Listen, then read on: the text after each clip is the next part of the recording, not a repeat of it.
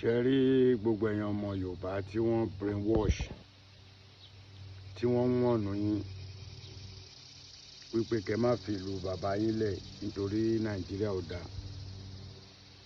Kẹ́ wá ní Nàìjíríà yẹn ò dáa tó wá jẹ́ ẹ̀yin tó wá fẹ́ travel orí ọ̀pọ̀lọpọ̀ yín ò pé. Travel tẹ́ bá tẹ́ ti fẹ́ travel most especially àwọn ọmọ Ọ̀yọ́ state ó bá wa wí gan Ọ̀yọ́ state in general Ìbàdàn Ọ̀yọ́ nǹkan bẹ́ẹ̀ yẹn. Ẹ tún wá fẹ́ travel o travel by plane.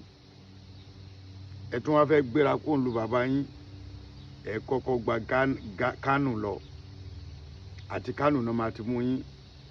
Wọ́n wá ní kẹ́ mú búrẹ́dì kẹ́ ra búrẹ́dì pa fún kẹ́ ra ẹ̀bà kẹ́ ra fùfú kẹ́ ra ẹja díndín wọ́n ní kẹ́ fi sínú ẹ̀. Kò yẹ kó rí yín ti pé wípé ẹ̀ ń lọ kú ni. Bí ìmọ̀ bóyá gẹ̀ẹ́tì mi kò yẹ kó rí yín ti pé pé ẹ̀ ń lọ fi kú ṣèfàjẹ ni.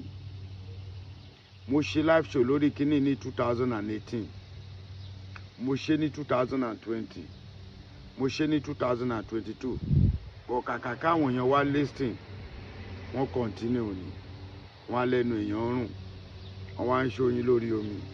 Ìkan tó gbé fídíò tó ráyè ṣe fídíò àkọ́ tó múra wọn fúnra lọ́rùn pa nínú omi gbà tó wọ́n rí bí gbà mi fẹ́ gorí eléèké mi fi succeed. Lè gbọ́ ìlú ò dá ṣé gbogbo ibi tẹ́ ń lọ yẹn náà dá. Bọ̀ tí bá ń sọ wọ́n á ní ààrẹ bóyá mo ń fọ́ọ̀mù torí mo wà ń lo òyìnbó ni. Bọ̀ Ọlọ́run ní jẹ́ kó pẹ́ kó tó yé yín. Advice mi fẹ́ni tó bá rí kíní ọmọ yín tó bá ń plan ẹ̀ tí ò bá mọ̀ mo sì wọn ò dẹ̀ ń sọ fáwọn òbí tó bá mọ̀ tọ́mọ bá lóun fẹ́ travel kọ́kọ́ béèrè pé airport wo ló ti ń lọ board. Tó bá ti ń sọ fẹ́ pé gbàbì kan ọmọ yẹn lọ kú ni o èpè kọ́ o. Eléyìí ti kó nù nǹkan tá à ń fẹnu bò.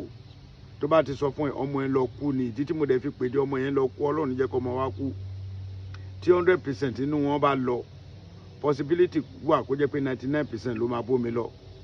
Possibility wà kó jẹ́ pé 1% ló máa succeed ẹ̀.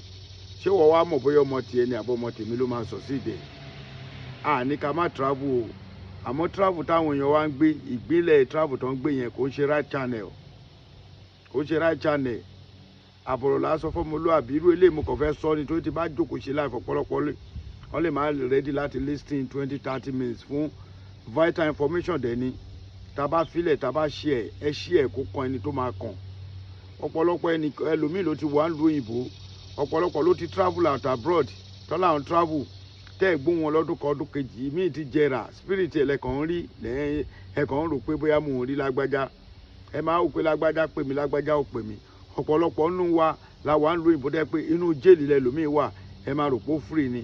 Níjọ́ tó bá ní free time ó lè jẹ́ èèyàn méjì péré náà máa ní kó pè ó dẹ̀ ní free time á para Nàìjíríà kan ará lóyìnbó kan.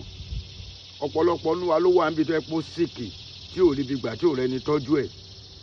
Ọ̀pọ̀lọpọ̀ nínú wa ló jẹ́ pé nǹkan tó ń ṣe kò ríṣẹ́ ó dẹ̀ wá ń lu òyìnbó. Even America tẹ̀ ń sọ Canada tẹ̀ ń sọ London tẹ̀ ń sọ ọ̀pọ̀lọpọ̀ wà ń bí tó ẹ pé wọn ò ríwèé wọn ò lè ṣiṣẹ́. Bọ̀tọ́ bá forí tí wọ́n máa padà rí ó wá ti wá yàtọ̀ fún ẹni tó ń lọ sí ìlú òyìnbó tó ń lọ tó ń gba àwọn kí náà pé tó ń gba àwọn bíi àwọn orí omi ojú títì kí wọ́n wà ní desert fún 7 days. Mo rò pé gbogbo yín lẹ gbọ́ nǹkan tí brother mi mo ti gbàgbé orúkọ bọ̀bọ̀ yìí brother yìí mo ti gbàgbé gbogbo alágbọ̀ bọ̀ kàkà bẹ́ẹ̀ àwọn èèyàn àní gbọ́rọ̀ same thing náà la fẹ́ ṣe. A fẹ́ wò pé èmi náà fẹ́ sọ sí dáa ní ẹṣẹ́ rí àti lówó láyé kì í ṣe nǹkan kan tó yẹ pé ó nira o ó le lóòótọ́ àmọ́ gbọ́dọ̀ jára mọ́ṣẹ́ láti kékeré. Kò síṣẹ́ tí ò lè mówó wá oníkálukú ni ò mọ̀nà ọ̀nà kọ́lọ́ndẹ̀ fọ̀nà mọ̀ wá òní kókó. Ẹ jọ̀ọ́ ẹ bá mi wọ̀nà ọmọ yín kó yé travel lọ lórí omi mọ́ kó yé travel by road mọ́ kò ń ṣe nǹkan kan tó wà okay láti travel by road. Ẹni tó bá ń travel by road ń lọ kú ni. Yẹ kò sí àdúrà kò sí pé kankan bẹ́ẹ̀ torí ibi tó o bá ti ń lọ tó bá ti jẹ́ pé bákan méjì ni so ìkan ló máa mú nú ẹ̀. Ìsáyédá yìí sọ sí ìwọ tó wà lórí omi tó dẹ̀rọ kó mọ́ swim jù bẹ́ẹ̀ lọ tọkọ bá dànù láàrin àgbà mi kò sí nǹkan tó fẹ́ ṣe o. Ọlọ́run ní jẹ́ kó ọmọ wa fẹnu kó wáyà o.